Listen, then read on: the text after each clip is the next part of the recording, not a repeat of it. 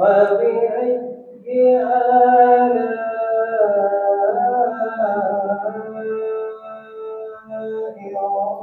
ربكما تكذبان يرسل عليكما شواظ من نار ونحاس فلا تنتصران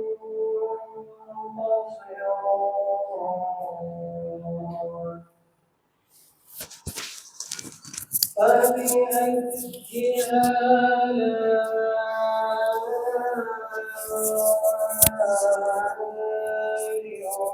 ربكما تكذبان وإذا انشقت السماء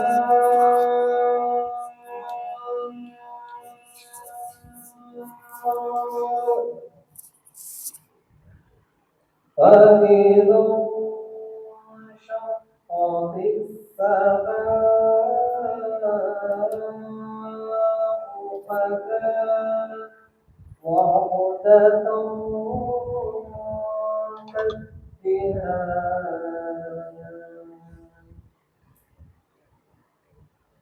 وبأي آلاء ربكما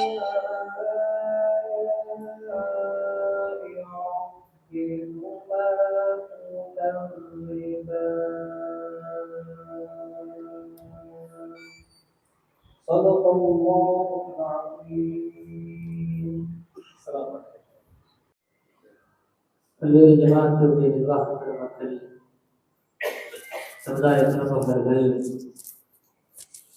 மார்க்க அறிஞர்கள் அத்தனை பேர்களையும் ஜமாத் சார்பாக ஆர்வமாக வரவேற்றுக் கொள்வதில் மகிழ்ச்சி அடைகிறோம். அவருடைய சுறுசுறுப்புக்காக ஒரு இஸ்லாமிய பாடல் மந்திரமுடைய இமாம் அவர்களை பார்க்கலாம். நபி வாழும் மாமதினா நானங்கே வல்லேனா ஓமனக்கும் உங்கள் ரோலா கண்ணால் நான் தங்குவேனா. நபி வாழும் மாமதினா நானங்கே வருவேனா ஓமனக்கும் உங்கள் ரோலா கண்ணால் நான் தகுவேனா. நபி உம்மை காணத்தான் என் ஜீவன் வாழுது, விடுகின்ற மூச்செல்லாம் வதனம் தேடுது. நபி உம்மை காணத்தான் என் ஜீவன் வாழுது, விடுகின்ற மூச்செல்லாம் வதனம் தேடுது. நபி உம்மை காணாமல் வாழ்வும் அது வலிக்கிறது, விடுகின்ற மூச்செல்லாம் கசப்பாக தெரிகிறது. யா ரசூலல்லாஹ் யா ஹபீபல்லாஹ் யா ரசூலல்லாஹ் யா ஹபீபல்லாஹ் யா ரசூலல்லாஹ் யா ஹபீபல்லாஹ் யா ரசூலல்லாஹ் யா ஹபீபல்லாஹ். அல்ஹம்துலில்லாஹ், நம்முடைய ஜமாத்தினுடைய அழைப்பை ஏற்று வருகை வந்திருக்கிற கோவை மாநகர ஜமாத்துல் உலமா சபையினுடைய தலைவர், செயலாளர், நிர்வாகிகள், அதுபோக பக்கத்தில் இருக்கிற ஜமாத்தினுடைய இமாம் பெருமக்கள் அத்தனை பேர்களின் ஜமாத்தின் சார்பாக வரவேற்றுக் கொள்கிறோம். ஆரம்பமாக திரு ஜமாத்தினுடைய தலைமை இமாம், கோவை மாநகரத்தினுடைய மூத்த ஆலிம் முகமது இப்ராஹிம் வாக்கு எதிர்த்தவர்கள் இப்போது உரையாற்றுவார்.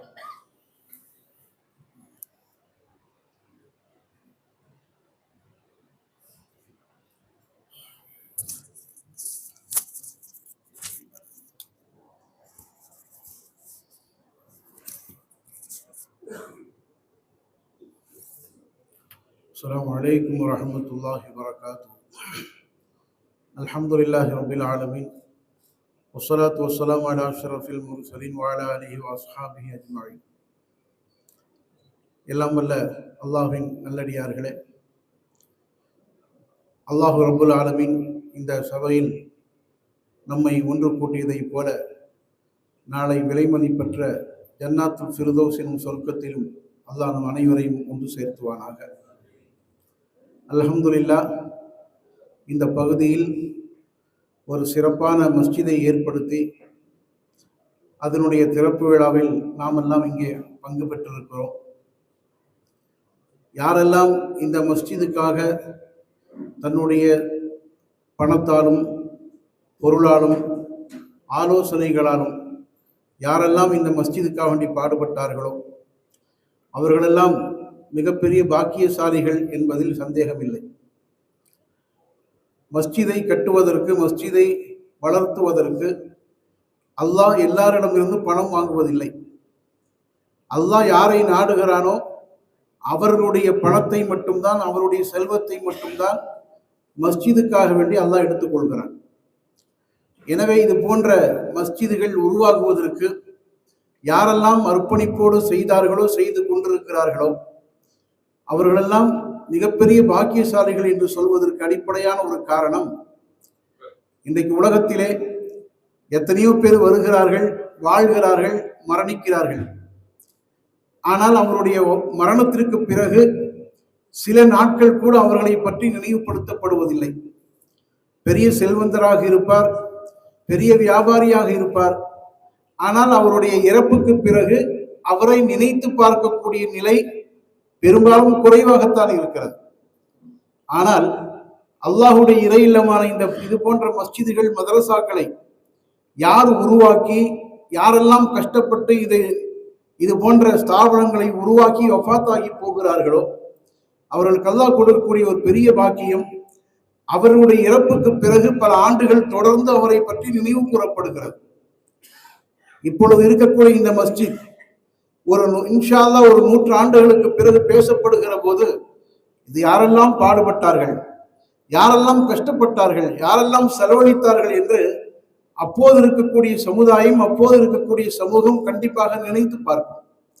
இது ஒரு பெரிய பாக்கியமாக நாம் இங்கே கருதி கொள்ள வேண்டும்.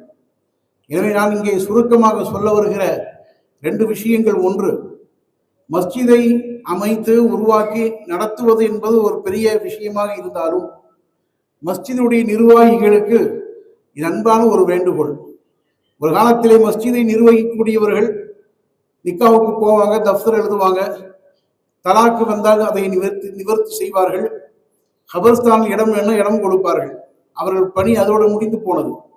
ஆனால் தற்கால சூழலில் மஸ்ஜிது நிர்வாகிகளுக்கு ஒரு பெரிய பொறுப்பு இருக்கிறது. இந்த மஸ்ஜிதை சுற்றி இருக்கக்கூடிய அனைத்து முஸ்லிம் குடும்பங்களுடைய அவருடைய நல்லது கெட்டது அனைத்தையும் அதில் பங்கு பெற்று அவருடைய குறை நிறைகளை சரி செய்ய வேண்டிய ஒரு கடமை மஸ்ஜிதின் நிர்வாகிகளுக்கு உண்டு. அல்லாஹ் அப்படிப்பட்டவர்களைத்தான் நிர்வாகிகளாக அல்லாஹ் தேர்வு செய்கிறார். நான் 2 விஷயத்தை குறிப்பிடுகிறேன். இந்த பகுதியில் இருக்கக்கூடிய படித்துக் கொண்டிருக்கக்கூடிய மாணவர்கள், மாணவிகள், இன்னைக்கு இஸ்லாமிய சமூகத்தில் உயர்கல்வி என்பது ரொம்ப குறைந்து போய்விட்டது. 10ஆம் வகுப்பு முடித்து விட்டால், 12ஆம் வகுப்பு முடித்து விட்டால் அத்தா தன்னுடைய கடைக்கு அணைத்துக் கொள்கிறார். பாப்பா வியாபாரத்தை பாரு போதும் என்று நிறுத்தி விடுகிறார். சமூகத்தில் உயர்கல்வி படிக்கக்கூடிய தரம், உயர்கல்வி படிக்கக்கூடிய நிலைமை ரொம்ப ரொம்ப குறைந்து போய்விட்டது. அரசு ஊழியர்கள் யார் என்று கணக்கிட்டு பார்த்தால் முஸ்லிம்கள் ரொம்ப ரொம்ப குறைவாக இருக்கிறார்கள். எல்லா துறைகளிலும் முஸ்லிம் அல்லாத சமூகம்தான் அரசு ஊழியர்களாக பணியாற்றி கொண்டிருக்கிறார்கள். அரசு வேலை வாய்ப்புகளில் குறைந்து போன சமுதாயம் இஸ்லாமிய சமுதாயம். நான் இந்த மஸ்ஜித் நிர்வாகிகளுக்கு சொல்லிக் கொள்கிறேன், இந்த பகுதியில் இருக்கக்கூடிய நன்கு படிக்கக்கூடிய மாணவர்கள் அவருடைய மேல் படிப்புக்காக, உயர் படிப்புக்காக, ஒருவேளை அவர்கள் பொருளாதாரத்தினால் கஷ்டப்பட்டிருந்தாலும் அந்த குடும்பங்களை நேரில் கண்டு அந்த பிள்ளையினுடைய படிப்புக்காக, உயர் படிப்புக்காக இந்த ஜமாத் கண்டிப்பாக பாடுபட வேண்டும். ஒவ்வொரு மஹல்லாக்களிலும் படித்தவர்கள் உயர வேண்டும், பல பட்டங்களை பெற வேண்டும், பல பதவிகளை அரசு உயர் அதிகாரிகளாக மாற வேண்டும். அவர்கள் மிகப்பெரிய பொறுப்புகளில் வகிக்க வேண்டும் என்று சொன்னால் ஜமாத் அதற்காக வேண்டி ஒரு பொறுப்பெடுத்துக் கொள்ள வேண்டும். படிக்கக்கூடிய மாணவர்களுக்கு எல்லா விதமான ஒத்துழைப்பு செய்ய வேண்டும். ஒன்றாவது. இரண்டாவது, நம்முடைய தாய்மார்கள், நாமெல்லாம் வார வாரம் ஜும்மாவுக்கு வரோம், பயான் கேட்கிறோம், மீலாத் விழாவுக்கு வரோம், பயான் கேட்கிறோம். ஆனால் இஸ்லாமிய பெண்கள் தாய்மார்களுக்கு பயான் கேட்கக்கூடிய, அறிவுரை கேட்கக்கூடிய ஒரு நிலைமை ரொம்ப குறைந்து போய்விட்டது. ஏதோ அவர்கள் வீட்டில் தொழுகிறார்கள், ஓதுகிறார்கள், இதோடு சரி தவிர அவர்களுக்கு மார்க்க உபதேசம், மார்க்க கல்வி என்பது அவர்களுக்கு கிடைப்பது ரொம்ப குறைவு. அதனால் நான் ஒவ்வொரு மஹல்லாக்களையும் சொல்வதுண்டு, மாதம் குறைந்ததுக்கு 2 முறை பெண்கள் பயான் நிகழ்ச்சி கண்டிப்பாக நடத்தியாக வேண்டும். நம்மளாம் வார வாரம் ஜும்மாவுக்கு வந்துடுறோம், ஆனால் பெண்களுக்கு அந்த வாய்ப்பு என்பது முற்றிலும் இல்லாமல் போய்விட்டது. எனவே ஒவ்வொரு மஹல்லாக்களிலும் ஜமாத்துகள் பொறுப்பெடுத்து அந்த பகுதியில் இருக்கக்கூடிய இமாம்கள், உலமாக்களை அழைத்து, தாய்மார்களை அழைத்து மார்க்க உபதேசம் செய்வது காலத்தின் கட்டாயம். காரணம், நம்முடைய பெண் பிள்ளைகளின் நிலைமை நான் இங்கே பேச வேண்டிய அவசியம் இல்லை, அல்லாஹ் பாதுகாப்பானாக. மார்க்க கல்வியில் ரொம்ப குறைந்து போயிருக்கிறார்கள். எனவே இந்த 2 நிலைப்பாட்டை இந்த ஜமாத் நிர்வாகிகள் கண்டிப்பாக செயல்படுத்த வேண்டும் என்று சொல்லிக்கொண்டு, அல்லாஹ் ரப்புல் ஆலமீன் இதற்கு பாடுபட்ட ஏற்பாடு செய்த அத்துணை பேருக்கும் நாளைக்கு ஜன்னாத்துல் ஃபிர்தௌஸில் இடம் கொடுப்பானாக என்று துஆ செய்து என்னுடைய வாழ்த்துரை முடித்துக் கொள்கிறேன். வாஹிர் தாவானா அல்ஹம்துலில்லாஹி ரப்பில் ஆலமீன். அஸ்ஸலாமு அலைக்கும் வரஹ்மத்துல்லாஹி வபரகாத்துஹு.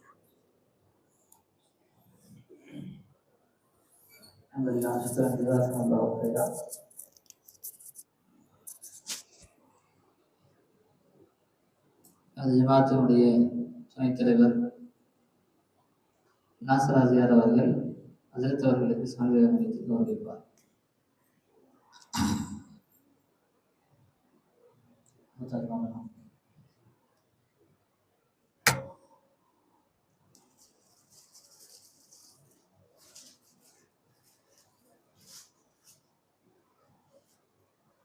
அடுத்தபடியாக எங்களது கோவை மாநகர ஜமாத்துல் உலமா சபையினுடைய செயலாளர் மௌலானா மௌலவி ஹாஃபிஸ் அல் ஹாஜி ஐயை அப்துல் ரஹ்மான் உலூமி ஹஸரத் அவர்கள் தனது மசீதிலே பணித்துள்ளார்.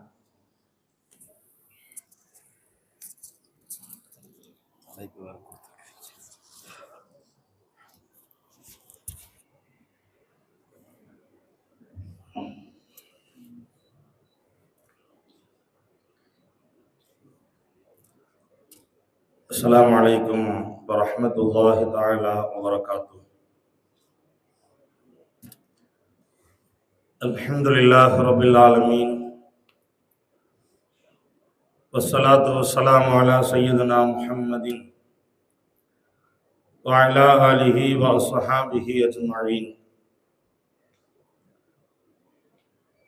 أعوذ بالله من الشيطان الرجيم بفضل بسم الله الرحمن الرحيم. ومن يعظم شعائر الله فإنها من تقوى القلوب. صدق الله العليم. கண்ணியத்திற்கும் மரியாதைக்கும் உரிய சிறப்பான இந்நிகழ்வினுடைய தலைமையேற்று நடாத்தி கொண்டிருக்கிற பாசத்திற்குரிய தலைவர் அவர்களே, முன்னிலை வகித்துக் கொண்டிருக்கிற ஜமாஅத்தினுடைய பொறுப்பாளர்களே, சிறப்பான முறையிலே மேடையை அலங்கரித்துக் கொண்டிருக்கிற பாசத்திற்குரிய ஆலிம் பெருமக்களே, எனக்கு பிறகு அற்புதமான கருத்தை பதிவு செய்ய இருக்கிற எங்களது கோவை மாநகர ஜமாஅத் உலமா சபையினுடைய தலைவர் முகமது அய்யூபா கவி ஹசரத் அவர்களே, எனக்கு முன்னால் அற்புதமான ஆலோசனைகளை வழங்கி அமைந்திருக்கிற எங்களது சபையினுடைய வழிகாட்டியும் கோவை அத்தார் ஜமாத் பள்ளியினுடைய தலைமை இமாம் முகமது இப்ராஹிம் பாக்கவி ஹசரத் அவர்களே, வருகை தந்திருக்கிற பல்வேறு ஜமாஅத்தினுடைய பொறுப்பாளர்களே, அன்புக்குரியவர்களே, ஒரு அற்புதமான இறை இல்லத்தினுடைய துவக்க விழாவிலே நாம் எல்லாம் அமர்ந்திருக்கிறோம். இந்த பள்ளியினுடைய இமாம் ஹசரத் அவர்கள் ஆலிம் பெருமக்களை அழைக்கிற பொழுதே ஒவ்வொருத்தருக்கும் ஒரு தலைப்பு கொடுத்துட்டார். எல்லாருமே ஒன்னா பேசிடக்கூடாது அப்படிங்கிறதுனால வேறு வேறு கருத்துக்களை எல்லாம் விளங்க வேண்டும் என்பதற்காக வேண்டி ஒவ்வொரு ஆலிம்களுக்கும் ஒரு தலைப்புகளை கொடுத்திருக்கிறார். அதுல எனக்கு கொடுக்கப்பட்டிருக்கிற தலைப்பு கொஞ்சம் டேஞ்சரான தலைப்பு தான் நினைக்கிறேன். செயலாளர் அப்படிங்கிறனால தந்தாரா என்னன்னு தெரியல. பள்ளிவாசலை இபாதத்தை கொண்டு அலங்கரிப்போம் என்று தலைப்பை தந்திருக்கிறார். பொதுவாகவே பள்ளிவாசல்கள் ஆங்காங்கே பிரமாண்டமான முறையிலே கட்டப்பட்டு வருவதை நாம் பார்க்கிறோம். அந்த பள்ளிவாசல்கள் கட்டப்படுவது தொழுகைக்காக வேண்டி, இபாதத்துகள் செய்வதற்காக வேண்டி இந்த இறை இல்லங்கள் கட்டப்படுகிறது. மஹல்லா என்பது ஒரு குறுகிய வட்டத்தில் இருக்கும். அங்கு இருக்கிற பள்ளியை பார்க்கிற பொழுது ஒரு மிகப்பெரிய அளவிலே அது தோற்றமளிக்கக்கூடிய பள்ளிகளாக இருக்கும். ஆக சமீபத்தினுடைய சூழல்கள், பள்ளிகள் ஆங்காங்கே போட்டி போட்டு பிரமாண்டமான முறையிலே கட்டப்படுகிறது. ஆனால் தொழுகைக்கு நாம் வந்து பார்க்கிற பொழுது மிகப்பெரிய ஒரு சங்கடத்தை தருகிறார். பள்ளியை சுற்றி இருப்பவர்களும் கூட பள்ளிக்குள் வந்து தொழுகுவதிலே தயக்கம் காட்டுகிற ஒரு அவலம் சமூகத்திலே இருப்பதை நாம் பார்க்கிறோம். இபாதத்தினுடைய விஷயத்திலே தேய்மானங்கள் நடைபெற்று வருவதை பார்க்கிறோம். பள்ளி பிரமாண்டமாக இருக்கிறது, ஆனால் பள்ளியில் தொழுகக்கூடியவர்கள் குறைவானவர்களாக இருக்கிறார்கள். நபிகள் நாயகம் ஸல்லல்லாஹு அலைஹி வஸல்லமுடைய காலம் தொட்டு நாம் பார்க்கிறோம்.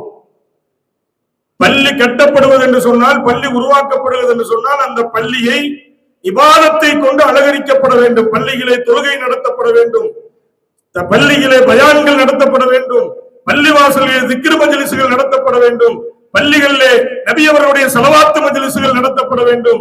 இன்னும் பல இபாதத்துகளை கொண்டு இறை இல்லங்களை சங்கைப்படுத்துகிற பொழுதுதான் அந்த பள்ளி எதற்காக நாம் கட்டினோமோ அதனுடைய ஒரிஜினல் உயிரோட்டம் அந்த பள்ளிகளுக்கு ஏற்படுகிறது. பள்ளிக்கென்று சில கண்ணியம் உண்டு. மற்ற இடங்களில் இருப்பதை போன்று பள்ளியில இருந்துவிட முடியுமா என்று சொன்னால் நிச்சயமாக முடியாது. ஊர்களிலே இடங்களிலேயே சிறப்புக்குரிய இடம் எது என்று கேட்டால் இறை இல்லம் தான் சிறப்புக்குரிய இடம். மற்ற இடங்களில் பேசுவதை போன்று பள்ளியில் இருந்து பேச முடியாது. மற்ற இடங்களில் அமர்வதை போன்று பள்ளியில் அமர முடியாது.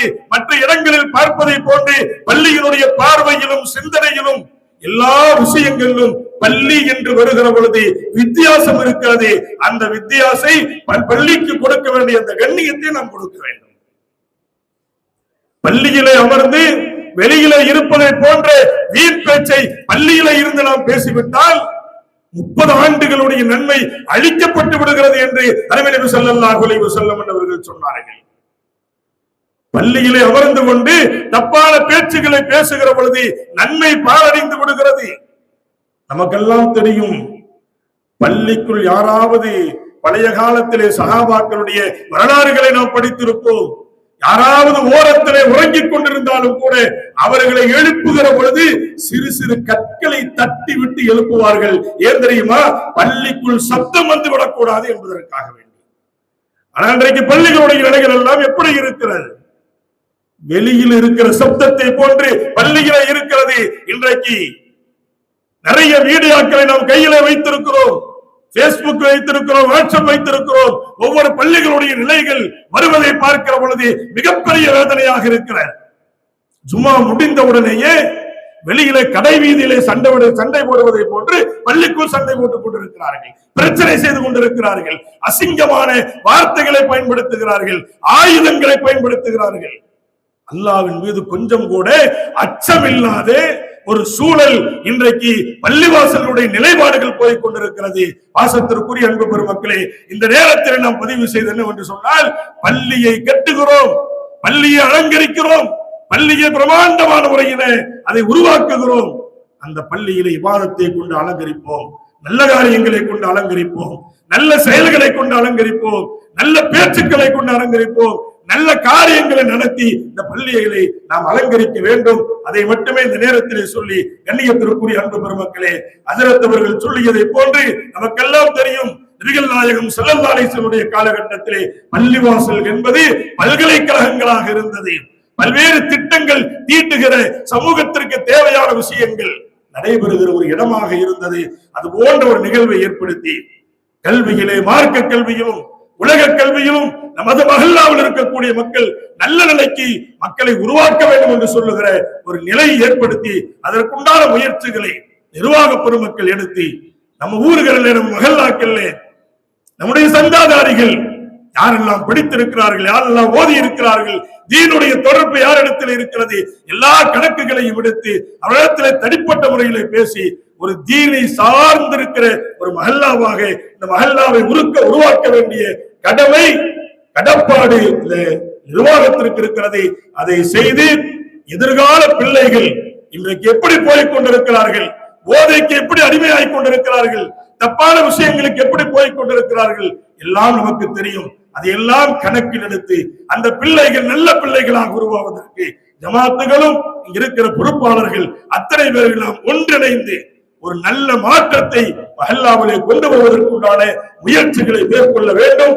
அப்படிப்பட்ட ஒரு மகத்தான ஒரு நிகழ்வு நடைபெறுகிற இடமாக இந்த இடத்தை ஆக்கி எல்லா மக்களுக்கும் ஒரு எடுத்துக்காட்டான மஹல்லாவாக இந்த மஹல்லா உருவாகி வருவதற்கு அல்லாஹ் கிருபை செய்வானாக என்று கூறி வாய்ப்பளித்தமைக்கு நன்றி கூறி வார்த்தைகளை முடிவுக்கு கொண்டு வருகிறேன். அல்ஹம்துலில்லாஹி ரப்பில் ஆலமீன். அஸ்ஸலாமு அலைக்கும். அல்ஹம்துலில்லாஹ், சுக்ரான், ஜஸாக்கல்லாஹு கைரன். வெளியில யாராவது உள்ளவங்க இன்ஷா அல்லாஹ் ஒரு சிறப்பான நிகழ்வு வந்திருக்கிறோம். அல்ஹம்துலில்லாஹ், சிறப்பான முறையில் பேசி அமர்ந்திருக்கிற எங்கள் ஜமாத் அவருடைய செயலாளர் அப்துல் ரஹ்மான் அவர்களுக்கு நமது ஜமாத்துடைய துணை செயலாளர் டாக்டர் அஹ்மத் அவர்களுக்கு சார்பில்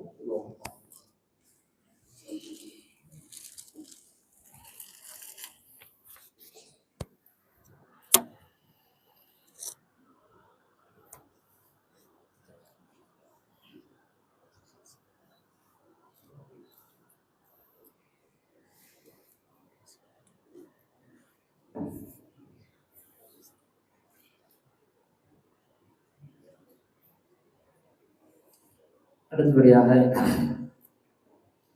கோவை சாந்துபாவா பள்ளியினுடைய தலைமை இமாம் மௌலானா மௌலவி சையத் அப்துல் தாஹிர் இன்தாதி ஹஜ்ரத் அவர்கள் இப்போது வாழ்த்துகிறார்.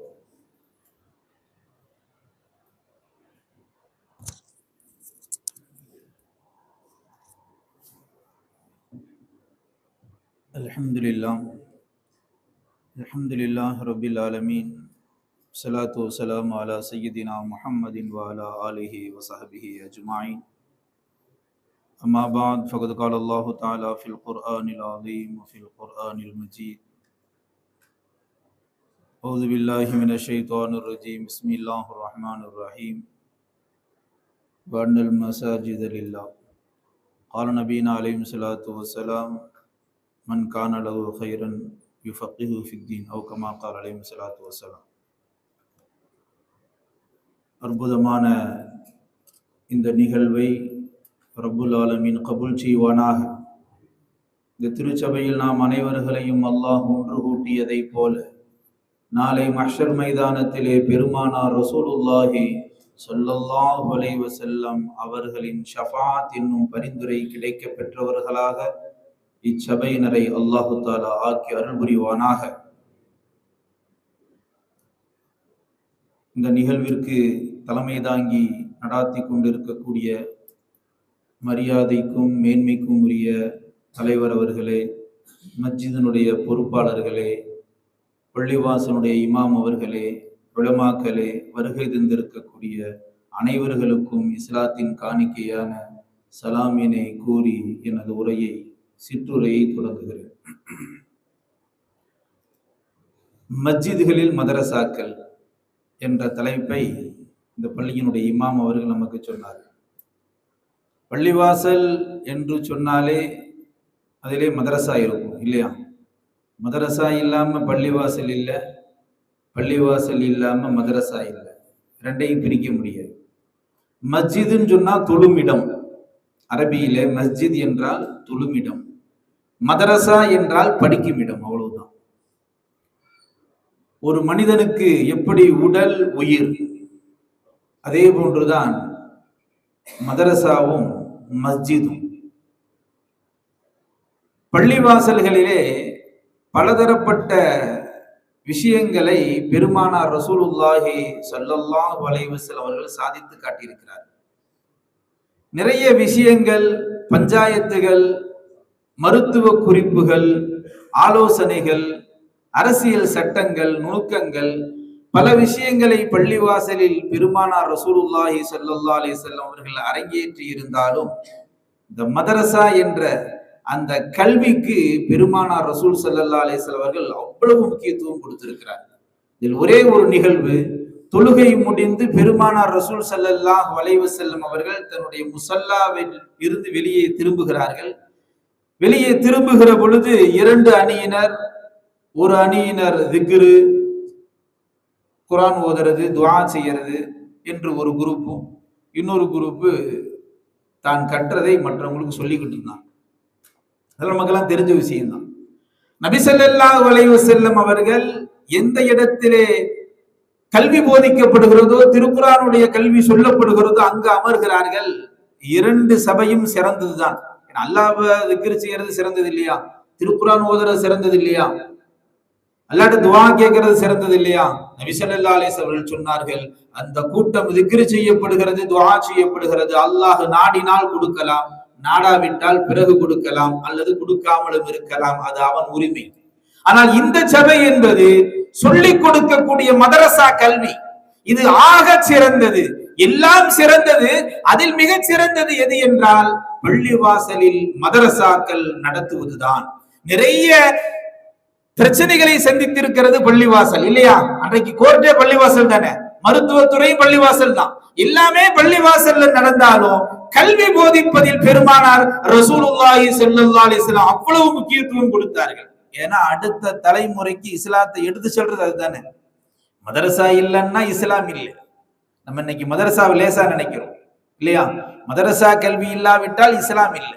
திருக்குர்ஆன் ஷரீஃபில் அல்லாஹ் சொல்லுவான், இன்னா நஹ்னு நஸல்னல் குர்ஆன வ இன்னா லஹு லஹாஃபிஸூன், நாமே இறக்கினோம், நாமே பாதுகாக்கிறோம் என்று அல்லாஹ் சொல்லுகிறான். திருக்குர்ஆன் ஷரீஃபை அல்லாஹ் இறக்கினான், எப்படி பாதுகாக்கிறான்? திருக்குர்ஆனை ஒரு மொத்தமா ஒரு புத்தக வடிவையில வச்சு பாதுகாக்கிறானா என்று நாம் ஆய்வு செய்கிற பொழுது, அன்பிற்குரியவர்களே, இந்த இஸ்லாத்தில் உள்ள சட்ட திட்டங்களை அல்லாஹ் பாதுகாப்பது மதரசா கல்வியின் மூலமாகத்தான். அதனாலதான் ஒரு அறிஞன் சொன்னான், கல்வி சாலைகள் திறக்கப்பட்டால் நிறைய சிறைச்சாலைகள் மூடப்படும் சொன்னது எந்த கல்விக்கு அது உகந்ததோ இல்லையோ, மதரசா கல்விக்குத்தான் மிகவும் சால சிறந்தது. காரணம், அவ்வளவு ஒழுக்கங்கள் மதரசா கல்வியிலே போதிக்கப்படுகிறது. திண்ணை தோழர்களான சஹாபா பெருமக்களிடமிருந்து தோன்றிய இந்த மதரசா, நபி ஸல்லல்லாஹு அலைஹி வஸல்லம் அவங்கள்ட்ட மண்டிட்டு படிச்சது யாருங்க? அபூ ஹுரைரா ரலியல்லாஹு, அபூதர் ரலியல்லாஹு, இப்னு மஸ்ஊத் ரலியல்லாஹு போன்ற பெரும் பெரும் சஹாபாக்கள் அந்த மதீனாவிலே ஈச்ச மரத்தினுடைய நிழலில் அமர்ந்து கொண்டு படித்த அந்த வாக்கியங்களும் வார்த்தைகளும் தான் இன்றைக்கு நம்மை புலம்ப வைத்திருக்கிறது இல்லையா? திரும்ப திரும்ப பேச வைக்கிறது, திரும்ப திரும்ப சிந்திக்க வைக்கிறது. நாம் அதை பின்பற்றுகிறோம், அதை தாண்டி தன்னுடைய குழந்தைகளுக்கும் டிராவல் செய்கிறோம். அற்புதமான பணி மதரசா பணி. பிறந்த காலத்துல லா இலாஹ இல்லல்லாஹ் முஹம்மதுர் ரசூலுல்லாஹ் நீ சொல்ல வேண்டும் என்று அந்த தாய் நமக்கு போதிக்கிறது என்றால் அந்த தாய்க்கு சொல்லிக் கொடுத்தது யார்? அந்த தாயின் தாய்க்கு சொல்லிக் கொடுத்தது யார்? இப்படியே சொல்லுகிற பொழுது இது அற்புதமான மதரசா கல்வி. இந்த மதரசா கல்வி இருக்கும் காலமெல்லாம் அந்த மஹல்லாவிலே அல்லாஹ் தஆலா உயர்வான ஒரு வரக்கத்தை தருவான். நான் ஒரே ஒரு செய்தியை சொல்லி முடித்துக் கொள்கிறேன். வெறும் பள்ளிவாசல் என்பது அல்லாஹ்விடத்திலே உயர்ந்தது, சிறப்பிற்குரியது, சிறப்பான இடம், மாற்று கருத்து அல்ல. ஆனால் அந்த பள்ளி, அதை சுற்றி இருக்கக்கூடிய மக்களுக்கு மதரசா கல்வி போதிக்கப்படாத பள்ளி உயிரற்ற வெறும் உடலாகத்தான் இருக்க முடியும். அல்லாஹு அக்பர். நாம் யோசித்து பார்க்கிறோம். அப்ப அடுத்த தலைமுறைக்கு கல்வியை கொண்டு போய் சேர்த்தால்தான் இது மாதிரியான பள்ளிவாசலை உருவாக்க முடியும். இன்னைக்கு பள்ளிவாசல்ல இன்னைக்கு நிர்வாகிகள் கஷ்டப்பட்டு என்ன செய்யறாங்க, பள்ளி கட்டுறாங்க, வசூல் பண்றாங்க இல்லையா, தியாகம் பண்றாங்க. அந்த சிந்தனை அல்லாஹ் போடுறான். எதுக்காக வேண்டி காசு கொடுக்குறாங்க? பள்ளிவாசல் கட்டுங்க, டைல்ஸ் விட்டுங்க, ஏசி போடுங்க, நீ தொழுகிறவங்க நிம்மதியா தொழுகட்டும். எதுக்காக வேண்டி காசு கொடுக்குறாங்க? ஒவ்வொருத்தவங்க ஒரு லோடு செங்கல், ஒரு லோடு மணல். காரணம், அவர்களுக்கு போதிக்கப்பட்ட அந்த மதரசா கல்வி அவருடைய உள்ளத்திலே ஆழமாக பதிந்தது. மன் பனாலில்லாஹி மஸ்ஜிதன், யாரு அல்லாஹ்விற்காக வேண்டி ஒரு பள்ளியை கட்டுவாரோ பனல்லாஹுல் ஜன்னா, சொர்க்கத்திலே அல்லாஹ் தஆலா அவருக்கு வீட்டை கட்டுகிறான் என்ற அந்த ஒற்றை வரிதான் நிறைய பொருளாதாரத்தை கொண்டு வந்து கொடுப்பதற்கு காரணமாகிறது இல்லையா? அது கல்விதானே, அது மதரசாவிலே போதிக்கப்பட்டது தானே, நம்முடைய உள்ளத்திலே ஆழமாக பதிய வைக்கப்பட்டது தானே. அப்போ இந்த வார்த்தைகள் எல்லாம் மறக்கடிக்கப்பட்டால், இந்த வார்த்தைகள் எல்லாம் சொல்லிக் கொடுப்பதற்கு ஆள் அரவம் இல்லாமல் போய்விட்டால் பள்ளிவாசல்கள் உருவாகாது. அப்போ பள்ளியை கட்டுவது கூட, பள்ளியினுடைய சிறப்பு குறித்து மதரசாக்களில் பெருமானார் எப்படி கற்றுக் கொடுத்தார்களோ அதன் சிறப்பை அடுத்த மக்களுக்கு நாம் எடுத்து சொன்னால்தான் தர்மம் செய்பவர்களுக்கு கூட இரக்கம் வரும் இல்லையா? நபி ஸல்லல்லாஹு அலைஹி வஸல்லம் ஒரு செங்கலை வாங்கி கொடு அல்லது ஒரு லட்சத்தை கொடு, ஒரு கோடியை கொடு என்று சொல்லல. பள்ளிவாசலுக்காக வேண்டி ஒரு சின்ன துரும்பை நீ எடுத்து போட்டாலும் ரப்புல் ஆலமீன் அதற்கு கொடுக்குகிற கூலி மிகப்பெரிய மாளிகை என்ற அந்த வார்த்தை தான் ஒவ்வொரு இஸ்லாமியனுடைய உள்ளத்தையும் ஒழுக்குகிறது. அதற்காக வேண்டி நிர்வாக பெருமக்கள் தயாராகிறார்கள். கட்டி முடிப்போம், நன்மையை அல்லாஹ்விடத்தில் எதிர்பார்ப்போம், முயற்சிக்கிறார்கள். பல செல்வந்தரிடத்தில் போய் தேடுகிறார்கள். அந்த செல்வந்தர்களும் கொடுக்கக்கூடிய நோக்கம் என்ன? நமக்கு நாளே அல்லாஹ் சொர்க்கத்திலே ஒரு வீட்டை தருவான், அதுதானே. அப்போ இதுவெல்லாம் எந்த தைரியத்தில் நடக்கிறது, என்ன காரணத்தினால் நடக்கிறது என்றால் அந்த மதரசா கல்விதான். இந்த மதரசா கல்வி பெருமானார் எதை போதித்தார்களோ, பெருமானார் எந்த சிறப்பை சொன்னார்களோ அதை அடுத்த தலைமுறைக்கு எடுத்து வைத்தால் தான் பள்ளிவாசல்களை உருவாக்க முடியும். ஆக அதன் அடிப்படையில் ஒவ்வொரு மஹல்லாவிலும், மஹல்லா என்று வந்து விட்டால் அங்கே மதரசா இருக்க வேண்டும். அந்த குழந்தைகள் ஓதக்கூடிய அலிபு பா தா சா ஜீம் என்று சொல்லுகிற ஒவ்வொரு வார்த்தையினுடைய பின்னணியிலும் அந்த பள்ளியை உருவாக்குவதற்காக வேண்டி காரணமான நிர்வாக பெருமக்களுக்கும் அந்த பகுதியை சார்ந்த மக்களுக்கும். இங்க நிறைய பேர் என்ன விளங்கிட்டாங்கன்னா, வக்ஃபு வக்ஃபுன்னு சொன்னா ஒரு மிகப்பெரிய ஏக்கர்களை வக்ஃபு செய்யணும் அப்படின்னு. அதுவெல்லாம் அசையா சொத்துக்கள். அந்த அசையா சொத்துக்கள் முழுமையாக வாங்கி கொடுக்க சக்தி இல்லாதவர்கள் அந்த சொத்திற்கு ஒரு செங்கலை வாங்கி கொடுத்தாலும் 10 ரூபாயோ 50 ரூபாயோ 100 ரூபாயோ நாம் செலவு செய்த அந்த செலவு கணக்கை ரப்பு பெருக்கிடுறான். அல்லாஹ் பெருக்கிற மாதிரி யாரும் பெருக்க முடியுமா? என்ன சேர்த்து 50 ரூபாய் போட்டு சும்மா முடிச்சுட்டு பள்ளிக்குன்னு கேட்டாங்க. அது பார்த்தா பெரிய மாளிகையா இருக்கே. அல்லாஹ்வால் முடியும். நீ கொடுத்த 50 ரூபாய்க்கு மிக பிரம்மாண்டமான மாளிகை அல்லாஹ்வால் கொடுக்க முடியும். அப்ப அப்பேற்பட்ட பள்ளிகளில் மதரசாக்கள் உயிரோட்டம் உள்ளதாக இருக்க வேண்டும். திரும்பவும் பதிவு செய்கிறேன். இப்ப கடைவீதி மாதிரி சில பள்ளிவாசல் இருக்கும், அங்க எல்லாம் மஹல்லா இருக்காது, வீடும் இருக்காது, அங்க மதரசா நடைபெறாது. ஆனால் ஒரு பள்ளியை சுற்றி குடும்பங்கள் இருந்து அந்த குடும்பத்துக்காரர்கள் மஸ்ஜிதை நோக்கி தன்னுடைய குழந்தைகளை நடக்கவில்லை என்றால், நடக்க செய்யவில்லை என்றால், பாடம் படிக்க அனுப்பவில்லை என்றால் அந்த மஸ்ஜித் என்பது உயிரற்ற உடல், மையத்திற்கு சமம். அதனால் உயிரோட்டம் உள்ள பள்ளியாக நாம் ஆக்க வேண்டும் என்றால் தொடர்ந்து இந்த பகுதியிலே எல்லா குழந்தைகளையும் மதரசாவிற்கு வரவழைத்து அவர்கள் சொல்லுகிற வார்த்தையினுடைய நன்மை பெருமக்களை, நன்மைகளுடைய பெருமகதியை நாம் அனைவர்களும் பெற்றுக் கொள்ள வேண்டும். ரப்புல் ஆலமீன் இந்த பள்ளிவாசலையும் இந்த பள்ளிவாசல் நடைபெறக்கூடிய மதரசா குழந்தைகளுக்கும் நல்ல அறிவு திறனையும் மிகப்பெரிய ஒரு நல்ல உயர்ந்த வாழ்வையும் ரப்புல் ஆலமீன் வழங்குவானாக. இந்த பள்ளியை உருவாக்குவதற்காக வேண்டி பாடுபட்ட நிர்வாக பெருமக்கள், இதற்காக வேண்டி ஒத்துழைத்தவர்கள், ஒத்துழைப்பு நல்கியவர்கள் அனைவருக்கும் ரப்புல் ஆலமீன் சுவனத்திலே வீட்டை தருவானாக. வாஹிரு தாவானா அனில் ஹம்துலில்லாஹி ரப்பில் ஆலமீன். அஸ்ஸலாமு அலைக்கும் வரஹ்மத்துல்லாஹி வபரகாத்துஹு.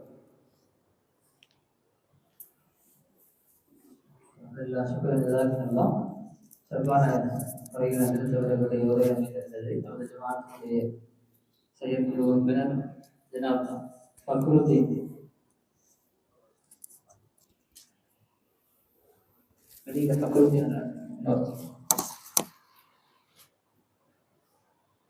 ஜமாத்தை சேர்ந்த ஜலாலுத்தீன் ஆசியார் அவர்கள் அதற்கு முன்னாடி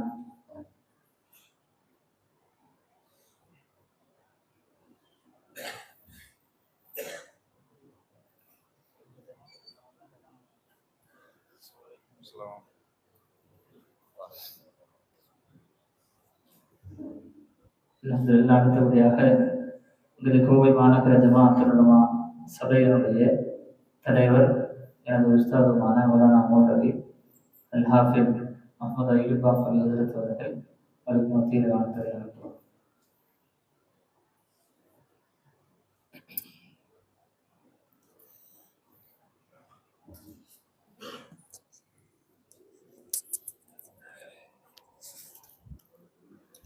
Alhamdulillah. Alhamdulillahi Rabbil Alameen.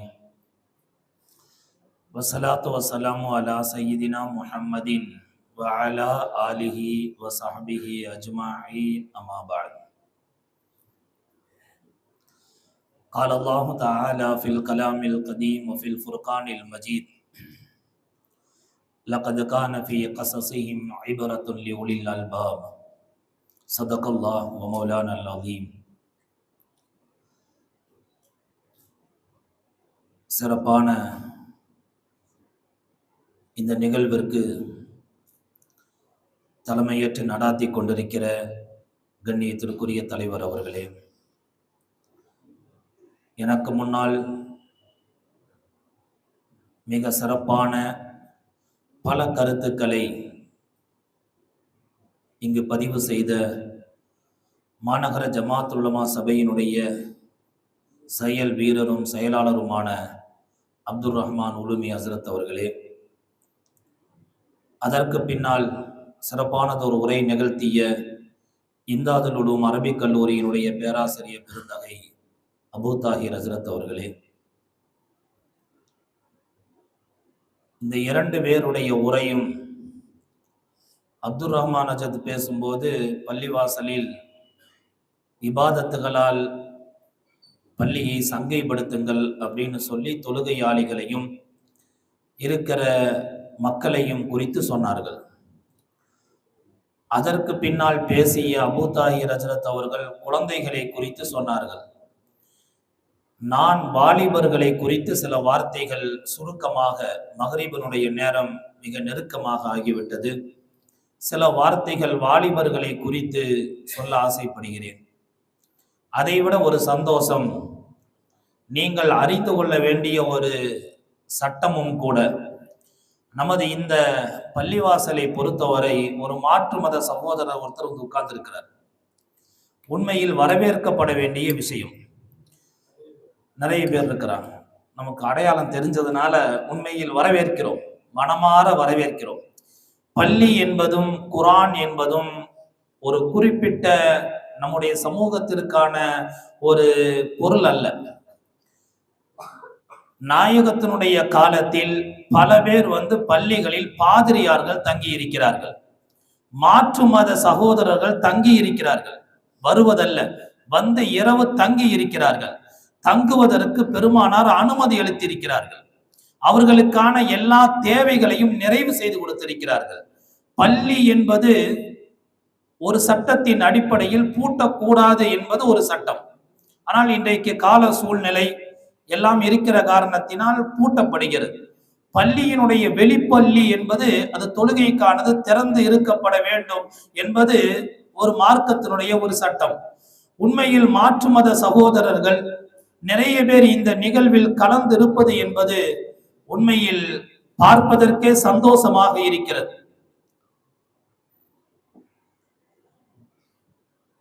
நான் பேச வேண்டும் என்று பள்ளியினுடைய இமாம் சொன்ன ஒரு சுருக்கமான தலைப்பு, வாலிபர்களை குறித்து பேசுங்கள் என்றார்கள். உண்மையில் இங்க நிறைய பார்க்கிறோம், எல்லாம் ஒரு கட்டத்தை நெருங்கி கொண்டிருப்பவர்கள். வாலிபர்களுடைய அந்த எண்ணிக்கை என்பது ரொம்ப ரொம்ப கம்மியாக தெரிகிறது. ஆனால் நீங்கள் எல்லாம் மனதளவில் வாலிபர்கள், சந்தேகம் இல்லை. ஆனால் உடல் அளவில் வாலிபர்களாக இருப்பவர்களை இன்றைக்கு சமூகம் கவனத்தில் எடுத்துக் கொள்ளப்பட வேண்டும். காரணம், இது போன்ற பள்ளிவாசல்கள், எனக்கு முன்னால் பேசிய செயலாளர் சொன்னதை போல, வெறுமனே பள்ளிவாசலை பிரம்மாண்டமாக கட்டியதற்கு பின்னால் பல பேர் பள்ளிக்கு தொழுகைக்கு மட்டும் தான் பள்ளி என்று நினைத்துக் கொண்டிருக்கிறார்கள்.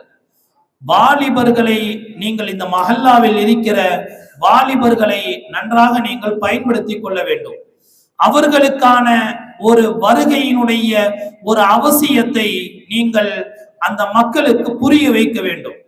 வாலிபர்கள் தான் நம்முடைய தலைமுறை. அவர்களுக்கான சரியான வழிகாட்டலை நாம் வழங்கவில்லையானால் அடுத்த பள்ளிக்கு நிர்வாகிகள் என்று இல்லாமல் ஆகிவிடுவார்கள். சரியான நிர்வாக பெருமக்கள் கிடைக்காமல் ஒரு சூழல் ஏற்பட்டுவிடும். அதனால் தான் வாலிபர்களை நீங்கள் முக்கியத்துவம் கொடுங்கள். வாலிபர்கள் சம்பந்தமாக பல்வேறு விளக்கங்களை நமக்கு மார்க்கம் தந்திருக்கிறது. நீங்கள் அறிந்திருக்கிற பிரபலமான அத்தியாயம் சூரத்து யூசுப் என்கிற ஒரு அத்தியாயம். பார்க்கும்போது இங்கே கொஞ்சம் கவனிச்சுங்க. சூரத்து யூசுப் என்கிற ஒரு அத்தியாயம். அந்த யூசுப் நபி ஏன் நபியாக அனுப்பப்பட்டார்கள் அப்படின்னு குர்ஆனுடைய விரிவுரையான குர்துபி அப்படிங்கிற ஒரு நூல், குர்ஆனுடைய விரிவுரையினுடைய பிரசித்தி பெற்ற நூல். அந்த நூல்ல அந்த கிதாபில இந்த விவரம் எழுதியிருக்கிறார். யூசுப் அலைஹிஸ்ஸலாம் ஒரு வாலிபர். பல சோதனைகள் வந்தது, சோதனைகளில் வெற்றி பெற்றார்கள், பக்குவம் அடைந்தார்கள். அல்லாஹ் நபியாக உயர்த்தி விட்டார். ஒரு வாலிபராக இருந்த யூசுப் நபிக்கு பல கட்டங்களில் சோதனை வந்தது. எல்லா சோதனைகளையும் படிப்படியாக தாண்டினார்கள். அது போன்ற சோதனைகளால் பல பேர் சிக்குண்டு வாழ்க்கையை துளைத்திருக்கிறார்கள். இன்றைக்கு வாலிபர்களுக்கான தேவை அதுதான். மன பயிற்சி என்பது இன்றைக்கு வாலிபர்களுக்கு தேவை. பக்குவம் என்பது தேவை. பெண்களிடமிருந்து விலகி இருக்க வேண்டும் என்கிற மிக முக்கியமான இஸ்லாமிய மார்க்க சட்டம் இன்றைக்கு வாலிபர்களுக்கு மத்தியில் அது தோய்ந்து வருகிறது. யூசுப் அலைஹிஸ்ஸலாம் நபியாக அனுப்பப்பட்டதற்கு காரணம், பல காரணங்களில் முக்கியமான காரணம், யூசுப் நபி ஒரு வாலிபராக இருக்கிறார், ஒரு வீட்டில் இருக்கிறார். குர்ஆன் சொல்கிற வரலாறு. வாலிபராக இருக்கிறார். அவர் அந்த வீட்டினுடைய ஒரு எஜமானி பெண்மணி தன்னுடைய ஆசைக்காக வேண்டி அந்த வாலிபரை அழைக்கிறார். யூசுப் அலைஹிஸ்ஸலாம் அந்த இச்சைக்கு அவர்கள் ஒத்து போகாமல் அதிலிருந்து விரண்டு ஓடுகிறார்கள். இத்தனைக்கும் அந்த தவறு செய்தால் யாருக்குமே தெரியாத அளவிற்கு 8 வாசல்கள் கொண்ட ஒரு அறை, யாருக்குமே தெரியாது. 8 வாசலை கடந்தால்தான் யூசுப் நபி அங்கே இருக்கிறார்கள். அந்த பெண் அழைத்த இடம் 8 வாசலை கடந்த இடம். யாருமே பார்க்க மாட்டார்கள் என்று இருந்த இடத்திலேயும் யூசுப் அலைஹிஸ்ஸலாம் தவறு செய்யவில்லை. அல்லாஹுவுக்கு பிடித்து போய்விட்டது. அதற்கடுத்து இரண்டாவது, ஒரு அழகான ஒரு குடும்பத்தினுடைய ஒரு பெண் ஒரு அழைப்பு கொடுக்கிறாள் என்று சொன்னால் ஒரு ஆண் ஒரு தடுமாற்றம் ஏற்படும். யூசுப் நபிக்கு 1% கூட தடுமாற்றம் ஏற்படவில்லை.